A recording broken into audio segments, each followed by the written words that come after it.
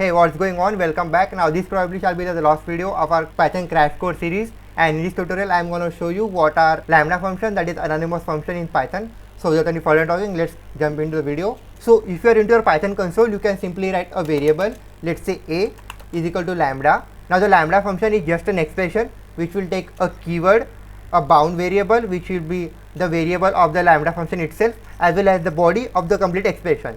Now here I can write a as your bound variable and a colon. Now after this colon you have to write the body of your lambda function. So here I can write a, the bound variable itself, into let's say 10. Now let's say this variable a is a lambda function's variable which will be carry out this operation, where the following number that the user will input will be multiplied by 10. Now if I try to print this a, that is a, now here you can see it will take a small bound variable which will be a. So here if I provide it 5 and run it once, you can see we will be getting 15. That is, a code will be run only one at a time without writing any longer code. Now this is a small lambda function, but you can also do many more things to it. That is, you can bound more variables to it. Now consider I have a variable a which will have a lambda keyword itself. Now it will take two bound variables, let's say a and b, and here it will simply carry out the operation of the addition of the both the numbers. And if I simply write to print the following a, now it will take a and b as a lambda parameter, so I can write 1, 2. Now it will simply return us 3, which will be the following operations answer. Now we are getting it. Lambda function are just a small anonymous functions. Now we can also bound your lambda expression into definite function. So let's say we have a new function here, let's say a mango function. It will take a variable of a number which will be argument itself, and here you can simply return a lambda expression. I can write lambda a, and here a is the bound variable of the lambda expression, and here I can simply say a plus number, that is number. Now let's try to assign a function variable here. So here I can write p to be mango, it will take a number, so let's provide a number of 10, and here we are returning a lambda function, so we have to print the following output. So here if I try print p, now this p will take a lambda variable which will be a bound variable, so let's provide a 10 as similar bound variable itself, and if I try to run it out, we will be getting 20, which is the following expression's answer. And you can also perform more operations on it, that is provide more bound variables. And if I tried a comma b, and here let's try some complex one, that is a plus b divided by the number that the user will provide. Now here we have to provide some more numbers to a lambda variable itself.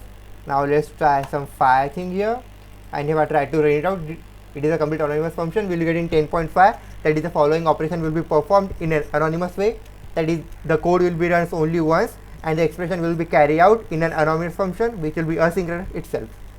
Now I know you are getting what are lambda expression and how can we use them in your code to write more efficient code in less line of code. Now you can define all of your lambda variables into classes and function as well. So this is all about it, that is you can use lambda function in your own way, that is write more expression to it. So let's define a new function, let's say Titanic. It will take two numbers, n1 comma n2, and here we can simply return a lambda expression. So here I will write lambda, which is lambda, it will take two bound variables a comma b, a colon. Now let's perform some complex operations. So here I can write a plus n1 divided by b, which is b plus n2. Now I know you must be thinking that we can perform similar operation without lambda function, but the speciality of lambda function it executes in less time, that is the code execution will be executed in less time. So here if I simply write a is equal to Titanic, provide two numbers, say 1 comma 2, and try to print our a, it will take two lambda bound variables, let's say 10 comma 20, and run it once. Now it will simply return your answer in less execution time, which is the functionality of your lambda expression.